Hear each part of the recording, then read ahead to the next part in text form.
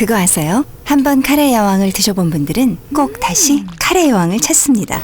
이유는 왕실이 사랑한 퐁두부 육수. 여왕의 카레는 다릅니다. 여왕의 방식. 카레 여왕. 건강은 자신이 잘 알잖아요. 전 인사돌 쓰면서 참 좋았어요. 잇몸이 다시 건강해진 느낌이 드니까요. 꽉 잡아주는 느낌? 아주 기분 좋죠. 대한민국 잇몸약 인사돌. 스케일링 했을 때 써도 좋더라고요. 남태평양에 갈 수 없다면 가져오면 된다. 롯데 워터파크 익사이팅해 스케일이 다르니까 It's 포리네이션 스타일. 김해 롯데 워터파크 산수유 남자한테 정말 좋구리야. 남자한테 좋은 산수유가 업그레이드 되었다. 남자를 깨우는 기적 산수유 미라클. 냉큼 전화할걸. What's design? 이제 디자인의 정의를 바꾼다.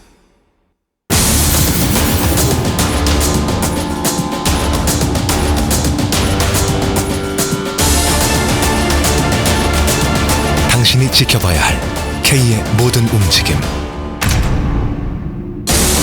자동차를 넘어 컬처까지. Designed by K.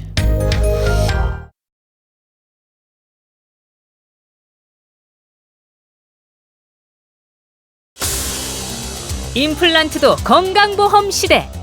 만 75세 이상 건강보험 가입자라면 평생 2개까지 본인 부담금 50%. 잇몸이 약해도 만성질환이 있어도 남아있는 치아가 전혀 없어도 임플란트 시술이 가능하다는데, 알 듯 말 듯 헛갈리는 보장 내용과 주의해야 할 치아보험, 임플란트와 틀니가 결합된 임플란트 틀니까지. 노인들을 위한 임플란트 시술의 모든 것. 센텀 타워 치과 김구호 원장과 함께 자세히 알아봅니다.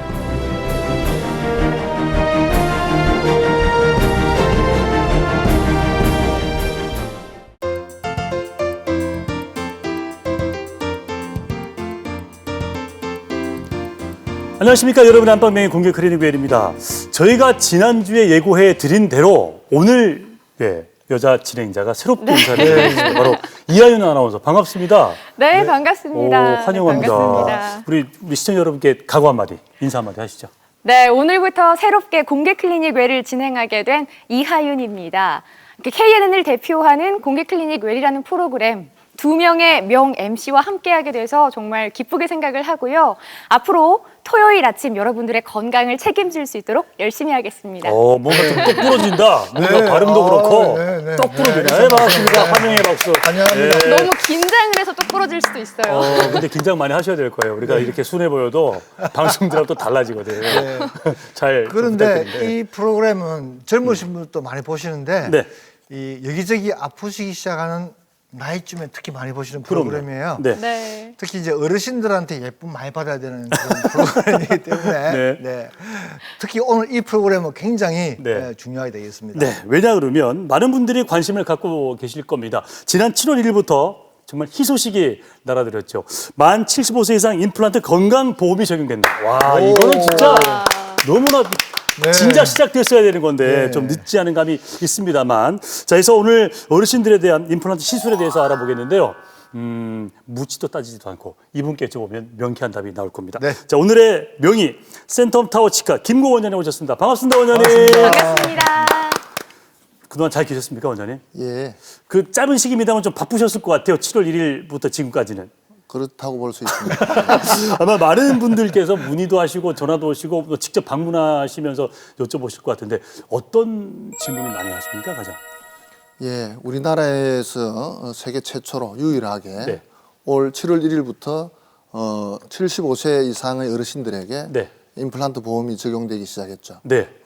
그래서 지난 몇 년 동안 보건복지부와 의료보험공단에서 사전에 홍보도 많이 하고 준비를 철저히 한 관계로 많은 어르신들이 노인 임플란트가 적용되는 것을 알고 계십니다. 그래서 그런 적용의 여부보다는 실제로 의료보험 혜택을 받으면서 임플란트를 하기 위해서 찾아오시는 분들이 많아졌습니다. 처음에 우리 원장님 소개할 때 그 임플란트가 이제 건강보험이 적용이 됐을 때 같이 박수 치시는 거 얼마나 원장님도 얼마나 기다리셔서 같이 막 박수 치시더라고요. 굉장한 일이죠. 네. 그렇다면 어떤 분들이 또 혜택을 받고 어떤 혜택을 받게 되는지 좀 자세하게 말씀 부탁드리겠습니다.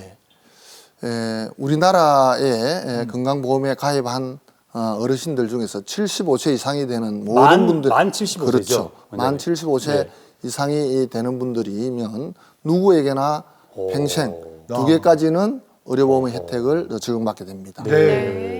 실제 그 치과 임플란트는 재료비를 포함해서 수술비까지 모두 한 120만 원 정도의 진료비가 드는데요. 하나당. 그 중에서 어르신들이 부담해야 될 비용은 50% 정도인 60만 원 정도를 비용하면 한 개의 임플란트를 하실 수 있게 되겠습니다. 이 화면에 보시다시피 임플란트는 여러 가지 종류들이 있을 수 있습니다. 일체형이라고 해가지고 뿌리와 기둥이 하나로 나온 것도 있고 그러한 일체형은 건강보험의 적용을 받지 못합니다. 그래서 건강보험의 적용을 받기 위해서는 기둥, 잇몸뼈 속에 심어지는 기둥과 치아를 만드는 지대주 부분이 분리되어야 하고요.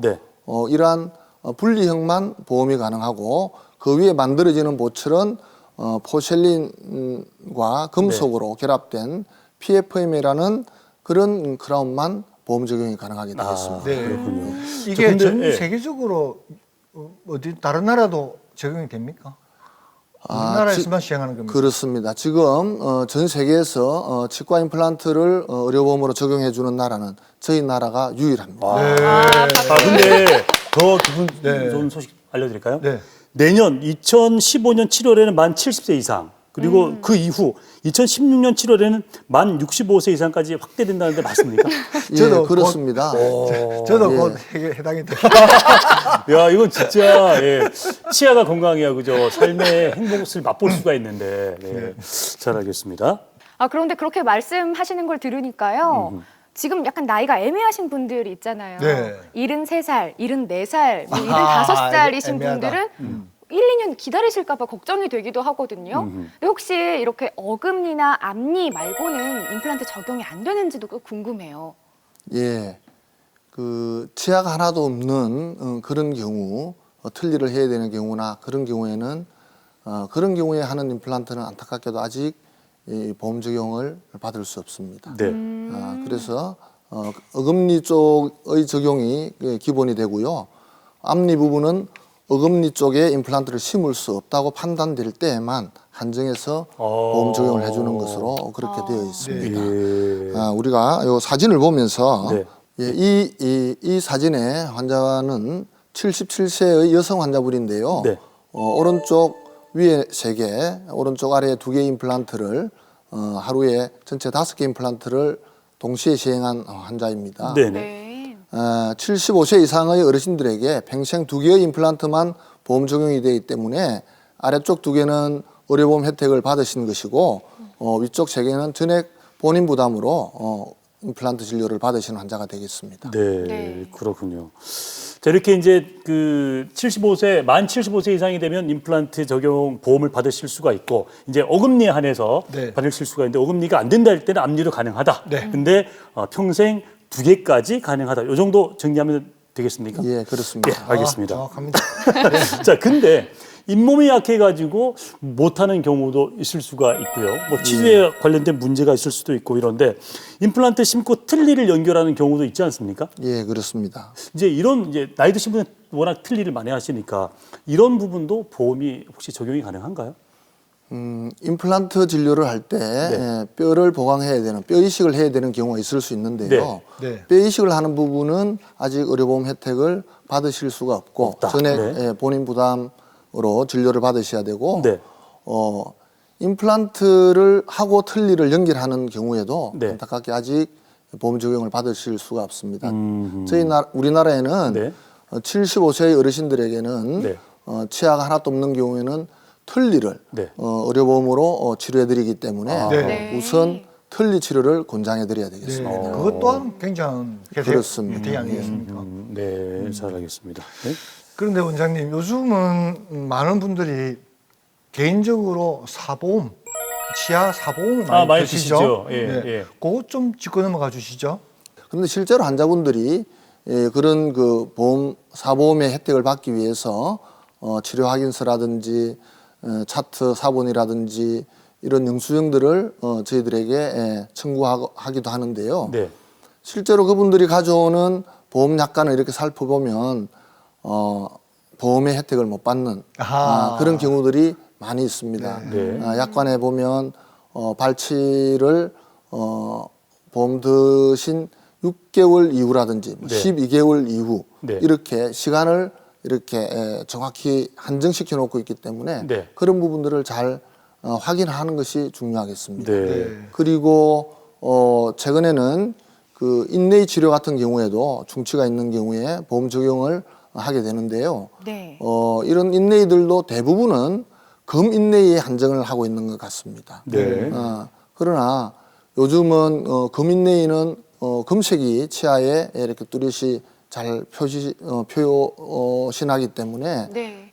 최근에는 표시가 나지 않는 이 세라믹 인레이를 많이 하는 그런 그 경우가 대부분이죠. 네. 그런 경우에는 재료가 금이 아니라고 해서 또 보험 혜택을 못 받는 경우도 보게 됩니다. 네. 네. 확실히 보험 들 때는 약관을 좀 잘 봐야 된다는 건데 그게 함정일 수가 있을 수가 있으니까. 그러니까 예를 들어 발치를 언제 했느냐에 따라서 이게 보험 적용이 된다 안 된다가 중요하니까. 그렇죠. 그죠. 이걸 잘 좀 체크를 해보셔야 된다. 아니, 그런 그런데 말씀이시죠. 옛날에는 예. 금을 하면 오히려 자랑했잖아요. 그 반짝반짝하고.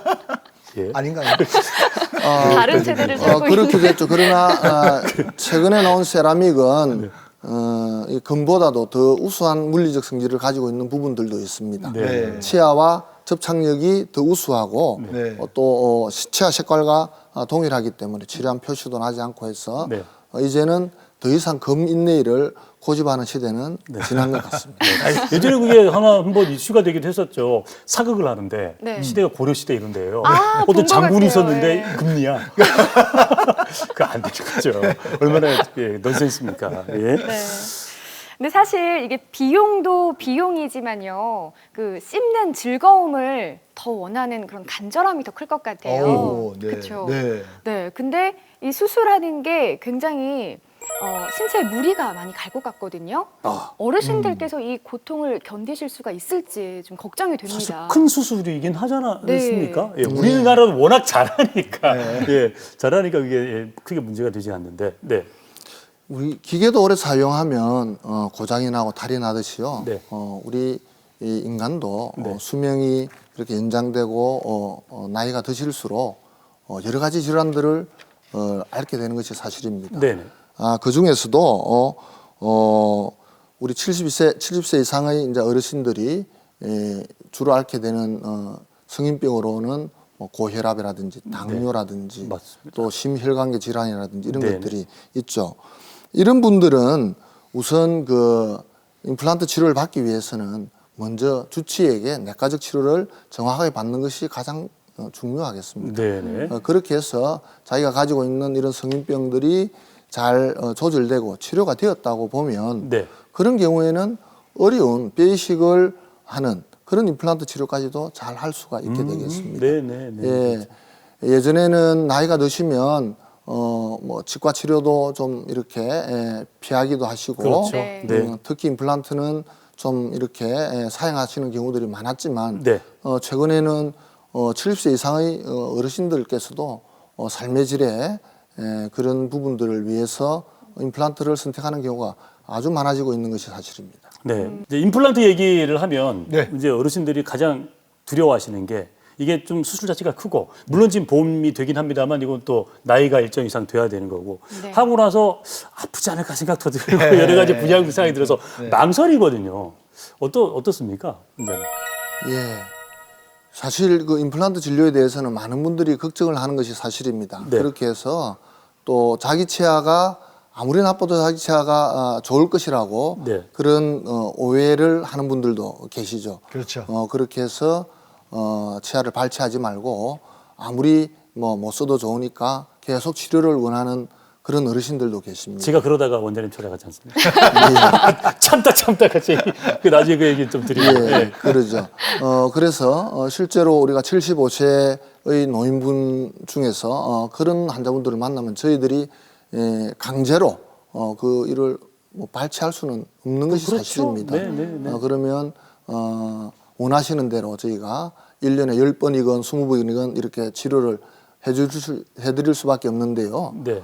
우리가 곰곰이 생각해 보면 만약 10년 동안 1년에 10번 이상씩 치과 치료를 위해서 치과를 방문한다고 하면 100번 이상 치료를 해야 되는 것입니다. 그렇죠. 네. 예, 그렇다고 그 10년 동안 그 치아가 아무 불편 없이 편하게 있는 것도 아니고 실제로 많은 그 불편함이나 통증을 함께 가지고 가시면서 계속 치료를 미루는 것이 되겠죠. 네. 그렇게 하다 보면 여러 가지 많은 문제점들이 생기는데요. 네. 그래서 그런 치료를 우리가 방치하게 되면 어떻게 되는지 사진을 보면서 좀 설명드리도록 하겠습니다. 자, 아픈 걸 참았을 때 이렇게 된다는 건가요?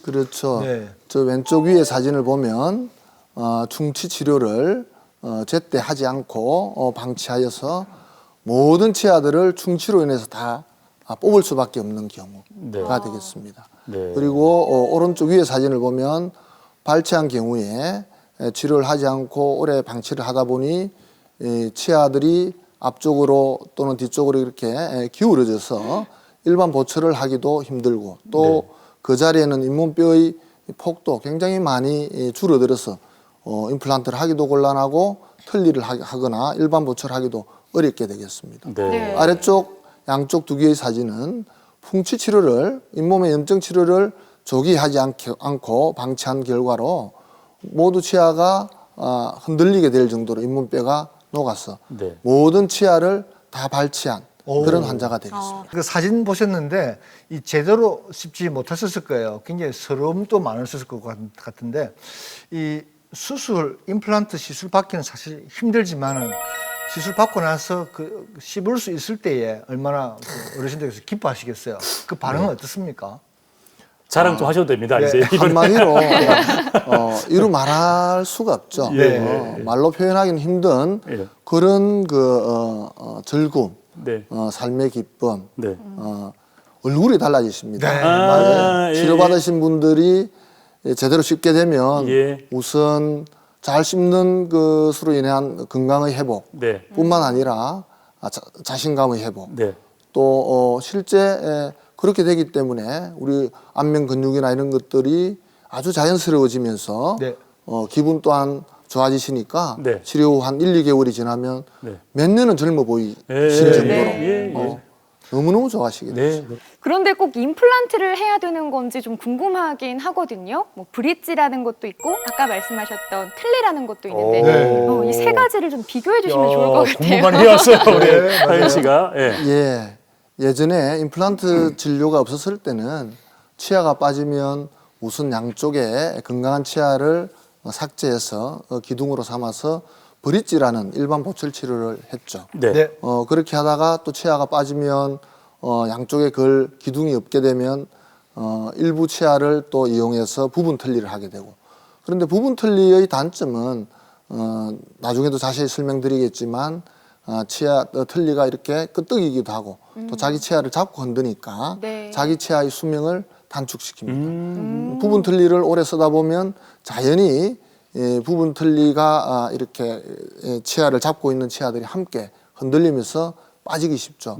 그렇게 해서 나중에는 결국 완전 틀니로 부분 틀니를 한 1, 20년 쓰다 보면 완전 틀니로 가게 되고 완전 틀니를 오래 쓰다 보면 잇몸이 또 잇몸뼈가 가라앉고 틀니는 헐거워져서 최종적으로는 임플란트를 틀니를 쓰실 수도 없게 되죠. 그래서 어떤 면에서는 우리가 임플란트를 꼭 고집해야 되는 것은 아닌 경우도 사실 있습니다. 환자의 나이나 여러 가지를 고려해서 임플란트가 아닌 일반 보철이 필요한 경우도 있긴 하지만 기본적으로는 임플란트 진료를 하면 다른 일반 보철 진료보다는 장기적으로 여러 가지 유리한 점이 있겠습니다. 그래서 우리가 그림을 보시면서 브릿지나 틀니, 임플란트를 서로 한번 비교해 보도록 하겠습니다. 브릿지라고 하는 것은 양쪽 치아를 삭제해서 서로 연결한 그런 치료가 되고요.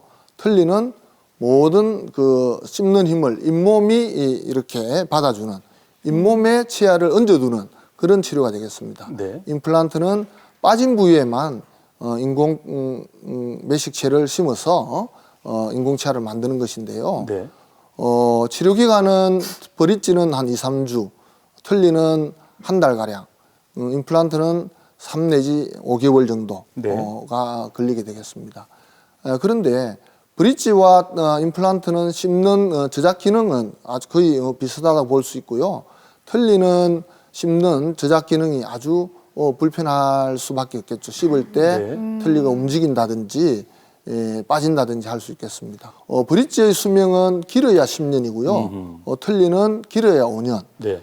그런데 임플란트는 거의 반영구적으로 쓸 수 있기 때문에 자기 치아를 이렇게 오랫동안 유지하는 데는 임플란트가 유리한 측면이 있습니다. 네, 그렇습니다. 자, 브릿지와 틀니, 임플란트 많은 어르신들이 방송 보시면서 분명히 하고 계신 분들 계실 텐데 다 뭐 무조건 임플란트가 좋다, 나쁘다 이런 문제가 아니고요.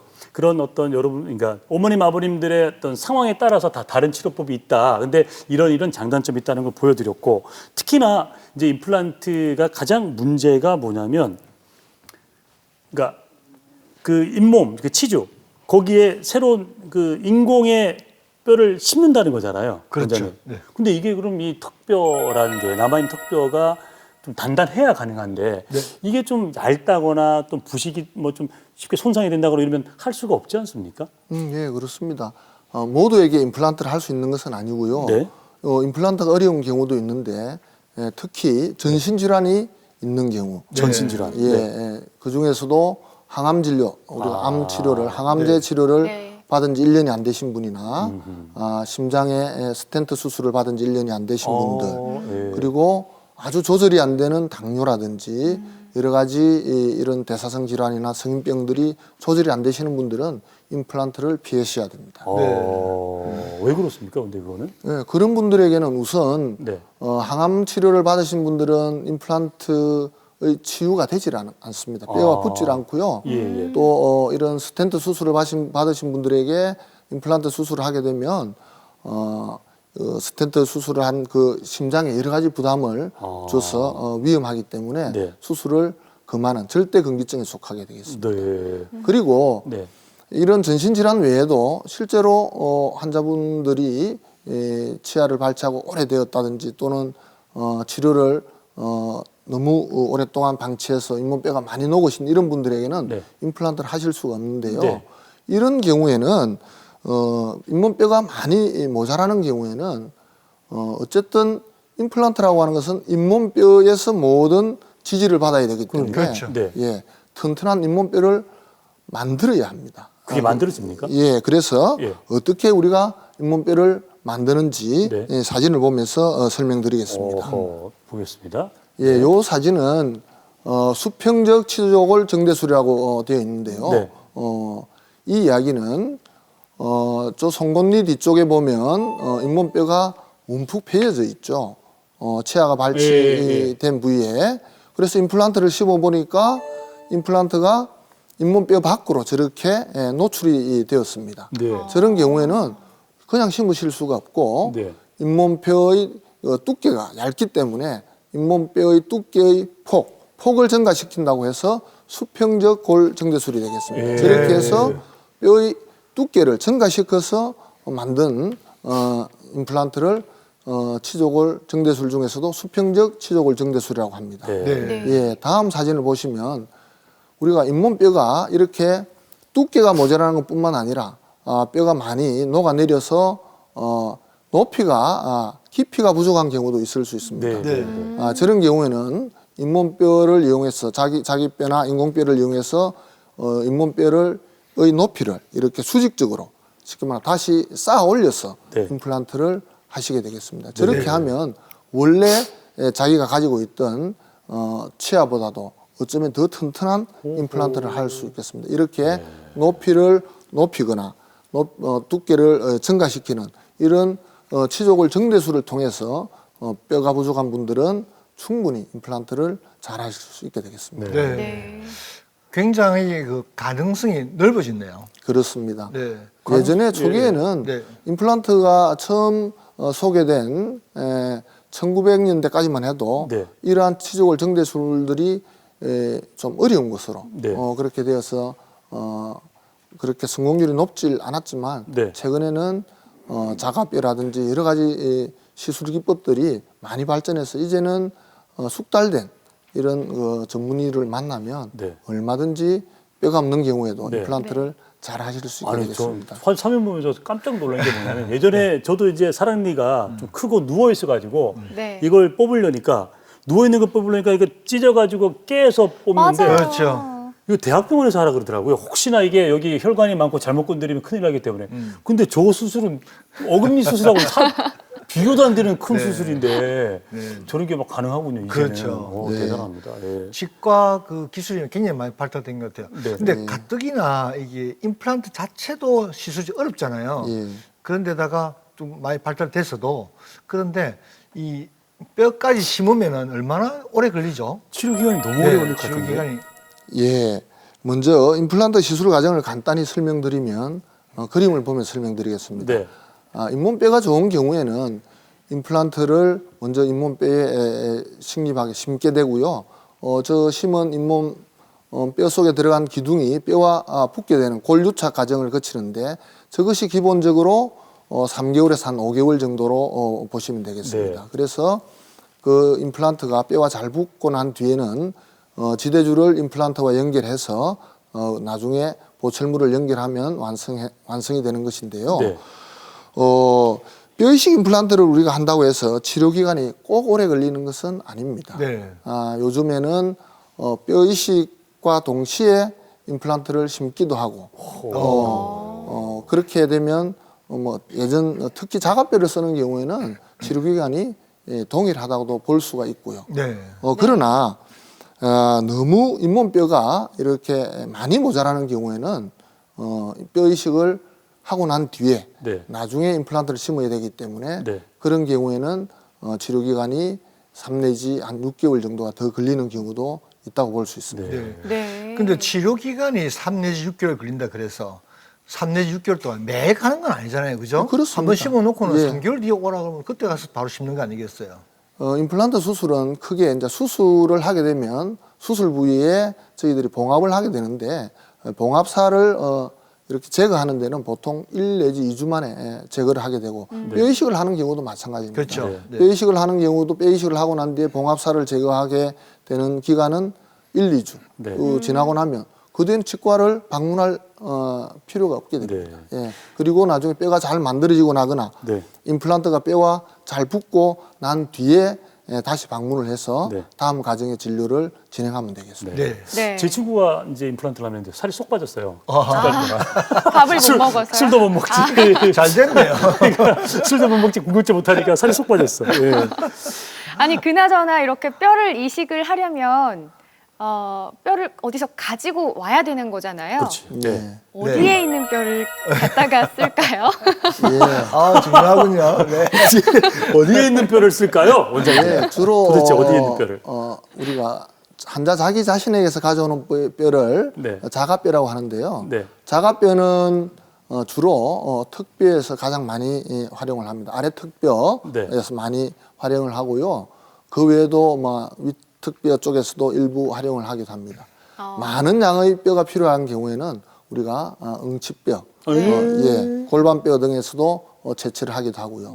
그 외에도 우리 정강이뼈라든지 이런 데서도 활용을 하긴 하는데요. 대부분의 경우에는 아래 턱뼈에서 모든 문제를 해결할 수 있는 것이 사실입니다. 그리고 그 외에 우리가 자기뼈 외에도 인공뼈가 있는데요. 네. 인공뼈는 소뼈라든지 또는 다른 타인으로부터 만든 동종골이라든지 또는 합성골이라든지 이런 것들이 있을 수 있습니다. 네. 그런데 이런 인공뼈들은 주로 인공뼈는 가루로 되어 있기 때문에 네. 이런 가루뼈들은 어디에 채우는 데는 유리하지만 부피를 늘리거나 이렇게 덧붙이는 데는 좀 불편한 네. 부분이 있습니다. 그래서 형태에 따라서 우리 자가뼈나 이런 것들을 가루뼈와 덩어리뼈로 나누기도 하는데요. 덩어리뼈는 아무래도 부피를 이렇게 늘리는데 어디 붙여서 높이를 높인다든지 두께를 두껍게 하는 데는 유리한 그런 측면이 있을 수 있습니다. 네. 그리고 최근에는 자기 치아를 네. 어금니나 이런 치아를 네. 갈아서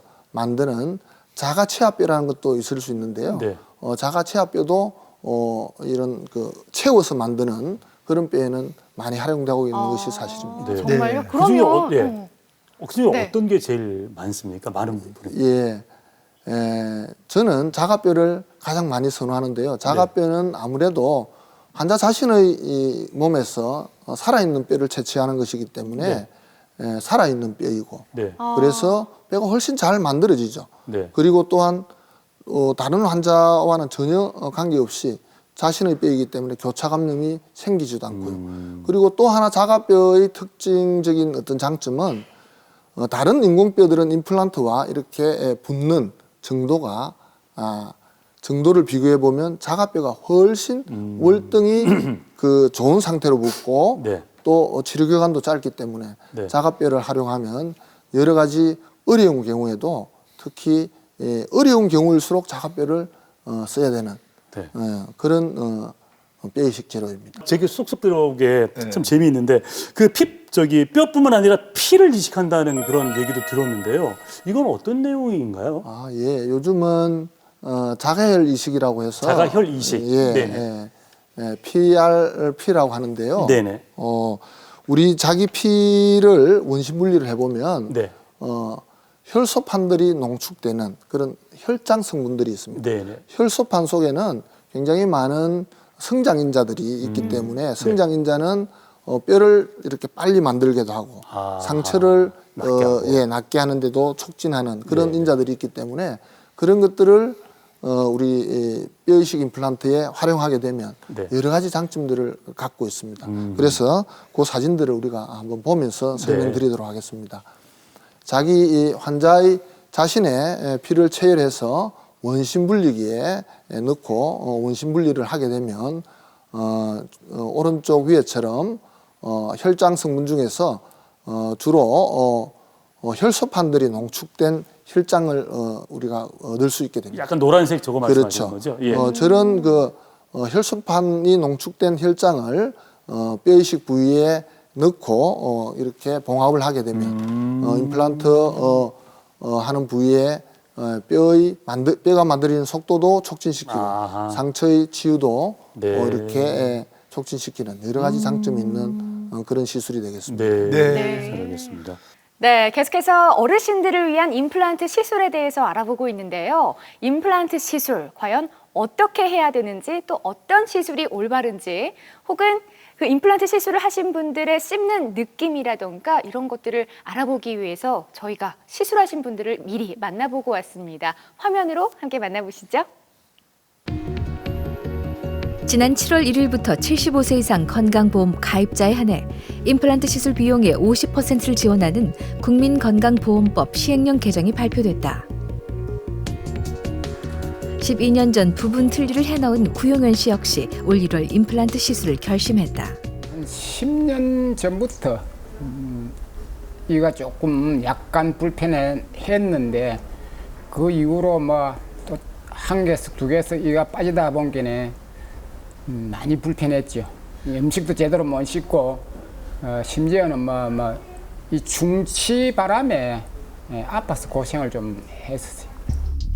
틀니를 지탱하기엔 너무 손상돼 버린 치아. 처음 내원했을 때는 중치가 굉장히 많아가지고 원래 하고 있던 특히 위턱에 윗니 쪽에 있던 치아들이 보철물들이 모두 중치로 탈락이 되려고 하는 그런 상태로 내원을 했습니다. 심한 충치로 인해 이미 쓸 수 있는 치아가 하나도 남아있지 않은 상태. 몇 차례의 시술을 통해 수명을 다한 치아를 뽑아내고 약해진 잇몸뼈를 대신해 턱에서 채취한 뼈를 이식하는 과정도 거쳐야 했다. 위턱에만 무려 8개의 임플란트를 심는 전악 임플란트. 드디어 6개월에 걸쳐 제 모습을 찾은 치아.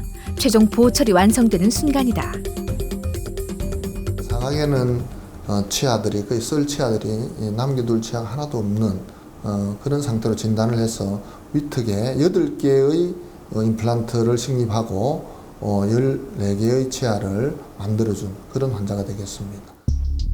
쉽지 않은 치료인 만큼 만족도는 남다르다. 임플란트 끝나면 제일 먹고 싶은 음식 불고기를 하면 뭐 몰랐고 그런 작정을 하고 있습니다. 불고기 많이 먹고 싶었어요.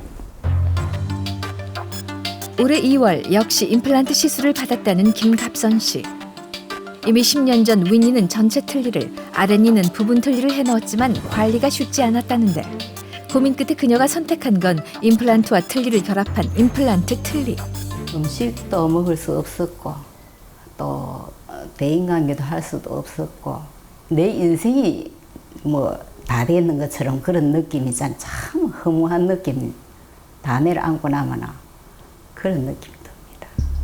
더 이상 틀니를 지탱하기조차 빠듯한 치아. 어금니에는 전혀 자기가 없는 부분 틀니를 사용했는데요. 그 뒤쪽 어금니 부분은 잇몸뼈가 많이 가라앉고 잇몸뼈가 거의 없어져 버렸어요.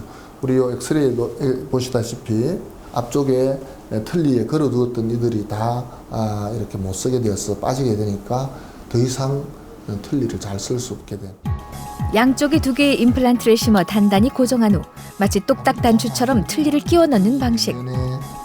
불하거나 치석들이 이렇게 침착되면 적합도가 떨어지고 최소한의 임플란트를 이용해 비용 부담은 줄인 반면 기존의 틀니에 비해 씹는 힘이 강하고 틀니가 빠지거나 잇몸이 눌리는 통증이 없다는데 아래쪽에만 2개의 임플란트를 심고 그 위에 틀니를 고정하는 임플란트 틀니를 아래쪽에는 계획해서 위에는 완전 틀니, 아래쪽에는 임플란트를 이용한 임플란트 틀니를 치료하기로 그렇게 계획했습니다. 먹는 걸 이거저거 잘 먹으니까 몸도 건강해지고 마음도 즐거워지고 또 뭐 남들이 틀니 했는 줄도 모르고 이러니까 나는 너무 행복하지요. 단순히 오래 사는 것보다 어떻게 사느냐가 중요한 시대. 건강한 치아를 가꾸고 지키는 것이야말로 행복한 노년, 건강 100세를 위한 지름길이 아닐까. 네, 잘 봤습니다. 네. 이 네. 튼튼한 치아와 함께 아주 행복하고 건강한 삶을 사시기를 바랍니다. 네. 자, 일반적인 임플란트 시술과 좀 달라 보입니다. 어떤 시술 방법이죠, 이게? 완전 무치약 임플란트라고 하는 것은 치아가 하나도 없는 그런 환자분들에게 앞쪽 부위에나 또는 뼈가 좀 좋은 부위를 선택해서 기본적으로 아래쪽에는 6개 이상, 위에는 8개 이상 정도의 임플란트를 심어서 사라진 모든 우리 상실한 모든 치아들을 회복하는 방법인데요. 무치약 임플란트는 실제 일반 임플란트와는 달리 심을 수 있는 기준이라든지 이런 것들이 없이 전혀 기준점이 없는 상태에서 임플란트를 심어야 되기 때문에 여러 가지 면에서 어려운 점들이 있는 것이 사실입니다. 그래서 무치약 임플란트는 나름 임상 경험이 풍부한 그리고 치료 후의 결과를 이렇게 확실하게 검증해 줄 수 있는 그런 경험 많은 분들을 통해서 하시면 되는데요. 우리가 이 그림을 보면서 설명을 드리도록 하겠습니다. 이 환자는 75세 된 환자입니다. 여자 환자분인데요. 오랜 기간 동안 위쪽에 틀니를 사용하신 분인데 아래쪽에는 자기 치아를 가지고 있고 한 개의 어금니만 없는 그런 환자입니다.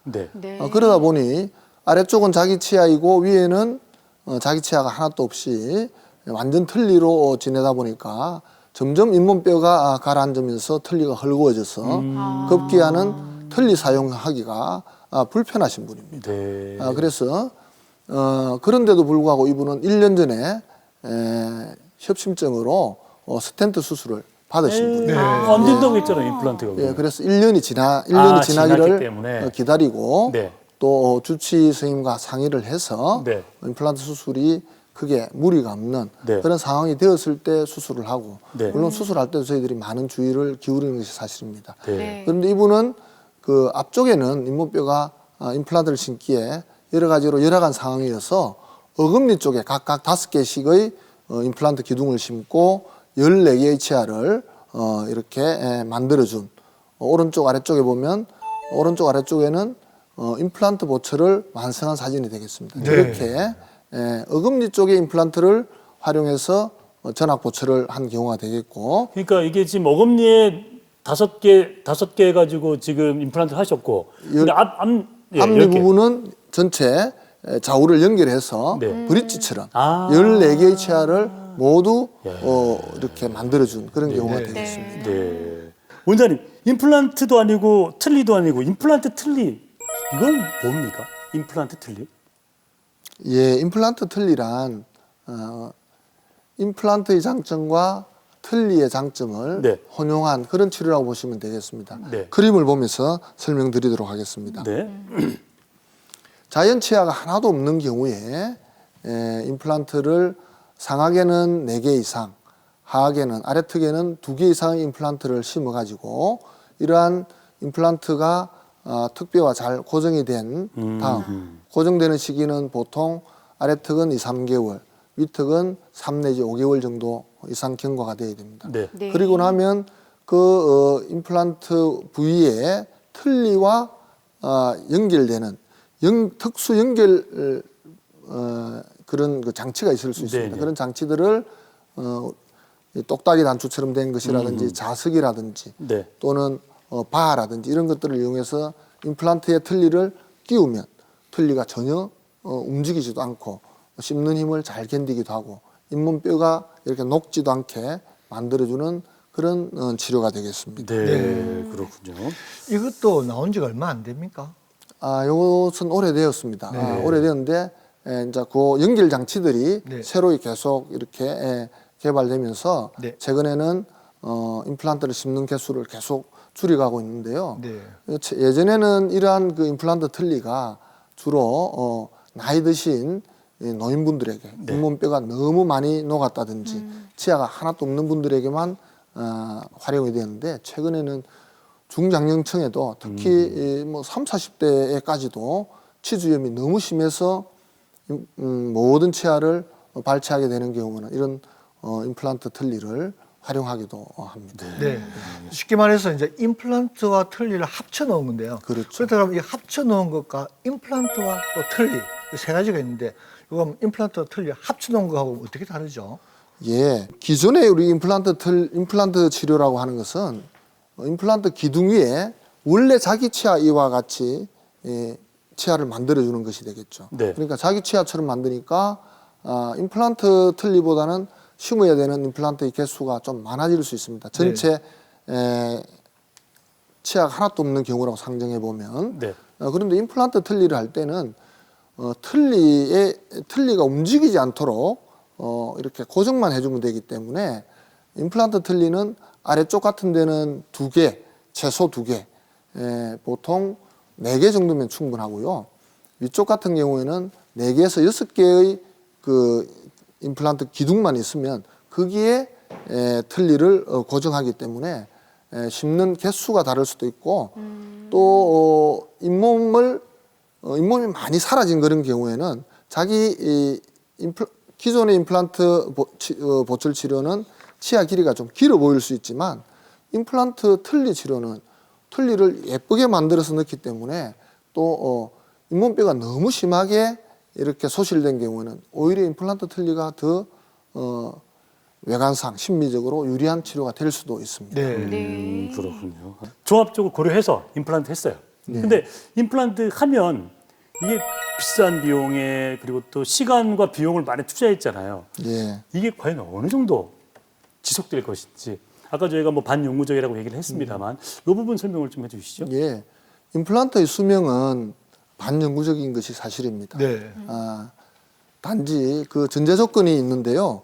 임플란트는 잇몸뼈에 심는 것이기 때문에 임플란트를 심은 부위에 잇몸뼈가 튼튼하게 이렇게 자리 잡아야 되고 또 임플란트와 뼈가 단단하게 잘 붙은 다음에 보철을 해서 씹는 힘을 견딜 수 있게 만들어줘야 됩니다. 맞습니다. 그러기 위해서 잇몸뼈가 부족한 부분에 무리하게 임플란트를 심는 것은 바람직하지 않고요.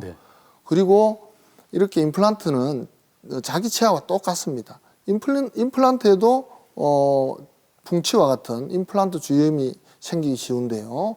특히 임플란트와 뼈 세포가 서로 잘 붙게 하기 위해서 임플란트의 표면을 아주 거칠게 만들어 두었습니다. 네. 그래서 그런 거친 면들의 장점은 뼈 세포들이 그 거친 면 속으로 치밀하게 이렇게 차고 들어가면 아주 접촉면이 넓어지면서 더 단단하게 잘 붙을 수 있는 그런 장점이 있는 반면에 만약에 그런 분들에게 그 거친 표면에 치석이 낀다고 생각해 보면 끔찍하죠. 네. 예, 그런 거친 표면에 낀 치석은 사실 제거하기가 현실적으로 쉽지 않습니다. 네. 그래서 그런 그 거친 표면에 치석이 침투되지 않도록 치솔질을 잘해서 세균막이 잇몸 뼈 속으로 임플란트의 기둥 속으로 들어가지 않도록 관리를 잘하는 것이 중요합니다. 그래서 임플란트를 만들 때 임플란트 주변에 튼튼한 뼈를 만들고 또 그 뼈가 서로 잘 붙기를 기다렸다가 적당한 무리하지 않은 씹는 힘을 가해서 임플란트가 단단하게 이렇게 씹을 수 있는 힘을 견디게 되면 그때는 어떤 음식을 씹어도 상관이 없습니다. 오징어까지도 씹을 수 있는데요. 네. 반면에 그런 기간 동안에 치주염이 생기지 않도록 치솔질을 정확하게 해서 그런 그 관리를 잘해주는 것이 굉장히 중요합니다. 그렇게 하면 임플란트는 평생 동안 잘 쓸 수 있다 이렇게 말씀드릴 수 있습니다. 네. 근데요, 이렇게 말씀하실 때 아랫니가 살짝 보이는데요. 치열이 굉장히 고르세요. 원장님? 네.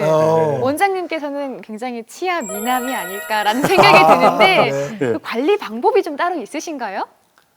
예, 저만의 비결을 말씀드리면 사실 저는 30년 정도 이상 스케일링을 하지 않고 지내고 있습니다.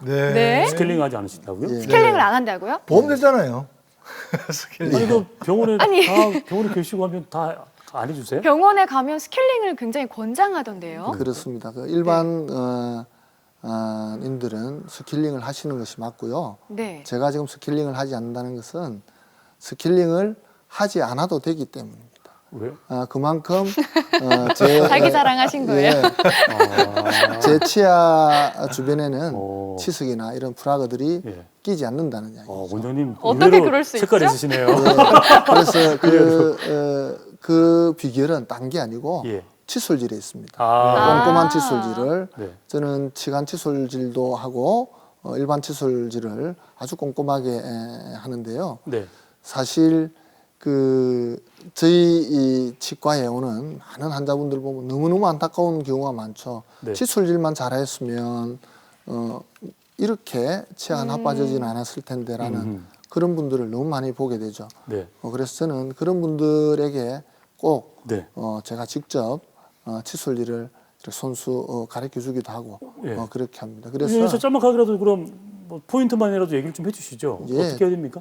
칫솔을 앞서도 잠깐 말씀드렸지만 성인이 되어서 치아를 잃게 되는 가장 큰 원인은 치주질환입니다. 치주질환. 치주질환, 즉 잇몸의 염증인데요. 그 잇몸의 염증은 주로 치석을 만드는 세균이 잇몸 속으로 침투되면서 잇몸 속에 이런 그 치조골을 녹여서 치조골을 녹이게 되면 잇몸이 가라앉고 잇몸이 또 들뜨기도 하고 피가 나기도 하죠. 그런 기간을 오랜 기간 동안 10년, 20년 방치하다 보면 치아의 길이는 한정이 되어 있기 때문에 보통 우리 치아의 뿌리는 길어야 10mm 남짓합니다. 10mm 정도의 잇몸뼈가 만약에 다 녹아버리면 그 치아는 결국 씹는 힘을 견디지 못하고 흔들려서 빠지게 될 수밖에 없죠. 그래서 그런 치주 질환을 예방하는 치석이 생기지 않도록 칫솔질을 해야 되는데 그렇게 하기 위해서는 잇몸 속으로 균이 들어가지 않도록 솔질을 잇몸 속에 칫솔을 딱 꽂아가지고 칫솔이 빠지면 되지 않으세요. 예, 요즘 전동 칫솔이 많이 이렇게 소개되고 있는데요. 전동 칫솔을 칫솔질 할 때는 전동 칫솔을 잇몸 속에 딱 꽂아가지고 제자리에 가만히 있으면 그 솔이 자동적으로 이렇게 바이브레이션을 주면서 닦아내는데요. 그와 똑같은 원리로 우리 칫솔질을 할 때 좌우라든지 상하로 이렇게 닦으시면 안 되고 솔모가 잇몸 속에 딱 꽂힌 채로 제자리에서 잇몸 속에 치석을 떨어내듯이 바이브레이션으로 닦아주셔야 돼요. 그러니까 이를 닦는 게 아니라 잇몸을 이렇게 닦으라는 말씀이신가요? 이와 잇몸의 경계 부위를 닦으셔야 돼요. 그러면 거기가 그 솔모가 되게 아플 것 같은데요? 잇몸 속으로 찔려야 돼요. 아프잖아요. 아프다고 예. 거기가 상하면은 거기가 상하면은 또 시리고 막 그러지 않습니까? 그렇습니다. 그래서 이미 치주염이 이완된 환자분들이 저희가 가르치는 치솔질을 처음 배우게 되면 굉장히 힘들어하세요. 피도 나고 더 아프게 되고 오히려 잇몸이 나빠지지 않느냐고 그렇게 오해를 하시는데요. 우리의 그 치아 주변에 있는 잇몸은 손바닥과 같은 그런 상피로 되어 있어요. 각화 상피로 되어 있기 때문에 염증을 없애고 치솔질을 이렇게 잘 해주면 그 잇몸 치아 주변에 있는 잇몸들이 단단해지게 됩니다. 그래서 오히려 잇몸 속으로 치솔질을 딱 정확하게 꽂아서 강하게 자극을 주면서 잇몸 속을 닦아내시면 잇몸도 변화가 되지 않고 평생 동안 잇몸뼈가 제자리에 그렇게 유지될 수 있는. 잇몸이 닳지 않을까 걱정을 좀 잇몸은 했었는데. 절대 닳지 않으세요. 치아는 다를 수 있지만 잇몸은 닳지 않아요. 자, 이제 끝으로 이 시간 치아 때문에 고생하고 계신 어르신들께 이것만은 꼭 기억하십시오라고 하는 당부의 말씀 있으시면 제가 듣도록 하겠습니다. 예, 자연 치아나 그 임플란트는 잇몸뼈 속에 박혀 있는 기둥이죠. 그래서 이런 기둥들이 평생 가기 위해서는 주로 치아를 발치하게 되는 가장 큰 원인인 치주염으로 인해서 치아를 잃게 됩니다. 그래서 어렵게 한 임플란트나 자기 치아를, 소중한 자기 치아를 오래 간직하기 위해서는 무엇보다도 올바른 치솔질을 배우셔야 되고 보다 그러한 치솔질들이 잘 되는지 또는 그런 치솔질이 부족해서 잇몸 염증이 생겼을 때는 조기 치료를 위해서 반드시 정기적인 치과 검진을 하시는 것이 좋겠습니다. 그렇게 해서 자기의 소중한 치아나 임플란트를 꼭 평생 동안 잘 유지했으면 좋겠습니다. 네, 정말 기분 좋은 소식이었죠. 올해 7월 1일이죠. 네. 만 75세 이상 우리 어르신들께 임플란트 보험이 적용됐습니다. 평생 2개 하실 수가 있고요. 오늘 그 관련된 궁금증 우리 명의 모시고 한번 제가 얘기 많이 들어봤고요. 하나 가능성은 있습니다. 100세 시대에 얼만큼 행복하게 우리 삶의 질을 살아갈 것인가. 우리 먹는 즐거움, 씹는 즐거움 이것도 빠뜨릴 수가 없잖아요, 여러분들. 주위에 잘 찾아보시고 여러분들에게 좋은 그런 정보를 줄 수 있는 곳 꼭 들러보시길 바랍니다. 자, 지금까지 도움 말씀 주신 오늘의 명의 센텀 타워치과 김구호 원장님과 함께했습니다. 원장님 고맙습니다. 고맙습니다. 네, 계속해서 매주 화요일 열리는 무료 건강교실 안내해 드릴게요. 7월 22일 화요일입니다. 오전 11시에 신세계 센텀시티 구축 문화홀에서 미리 알아보는 뇌졸중이라는 주제로 동아대학교 병원 뇌혈관센터 최재형 교수와 함께합니다. 많이 오셔서 건강 챙겨가세요. 자, 공개 클리닉 마칠 시간입니다. 저희는 떠납니다만 퀴즈 남겨놓을게요. 마치시면 푸짐한 상품 드리겠습니다. 네, 지난 7월 1일부터 임플란트가 보험에 적용이 됐죠. 네. 알아봤는데요. 과연 몇 세부터 적용이 될까요? 라는 질문입니다. 네. 자, 1번 네. 65세, 네. 2번 70세, 네. 3번 75세입니다. 네. 네, 방송을 보신 분들이라면 너무나 쉽게 맞출 수 있는 문제였죠. 정답을 아시는 분은 공개 클리닉을 홈페이지에 오셔서 시청자 게시판에 정답 남겨주시면 저희가 추첨을 통해서 푸짐한 상품 보내드리겠습니다. 네. 그리고 트위터도 열려 있으니까요. 네. 여러분들의 많은 의견 부탁드릴게요. 팔로우를 기다리겠습니다. 많이 좀 해주십시오. 좋은 정보는 좀 함께 공유하는 시대 아니겠습니까? 그렇죠. 좀 많이 나눠주시고요. 자, 다음 주에 예고해드립니다. 다음 주는 우리 여성분들이 가장 좀 두려워하는 그런 질환 중에 하나입니다. 특히나 50세 이상 폐경이 찾아왔다면 안심할 수가 없는데요. 유방암, 많은 분들 걱정하시죠. 유방암을 이긴 사람들의 식습관 그리고 자기 진단법까지 상세히 알려드리도록 하겠습니다. 저희는 여기서 인사드리죠. 여러분 건강하세요. 프로그램에 참여해주신 분들께는 추첨을 통해 웰리스 건강식품에서 종합건강검진권을, 자연의 순수함을 담은 천사연구소에서 헤어케어 세트를, 주식회사 JBT에서 관절건강기능식품을, 매혹적인 피부를 위한 선택 벨루스킨에서 앰플 세트를, MB테라피에서 바른자세 척추건강을 위한 힐링 슈즈를 드립니다.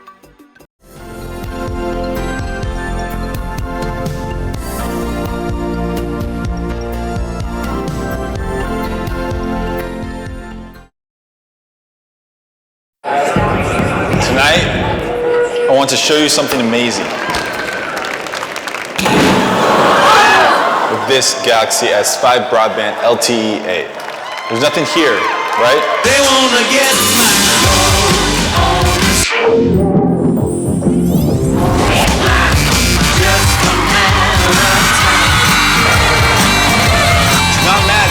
삼성 갤럭시 S5 광대역 LTE는 좌석의 숫자를 줄여 비즈니스석의 공간을 넓히고 기내에 스위트룸을 만들었습니다. 아시아나 380 스페셜 에디션. 요즘 같은 날씨에 캠핑 정말 좋죠? 그런데 상처라도 나면 정말 속상하죠. 상처 때문에 이 좋은 기분 망칠 수 없죠. 열대의 진물 흡수력으로 상처 보호를 빠르게. 상처에 처음부터 메디폼. 롯데 앤네이처의 건강한 약속. 하나, 정직하게 만들기. 둘, 인공적인 건 빼기. 셋, 우리 것으로 담기.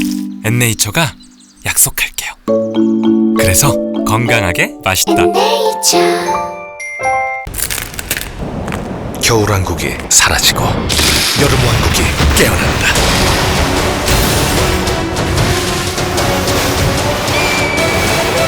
네버엔딩 클라이맥스 오션베이.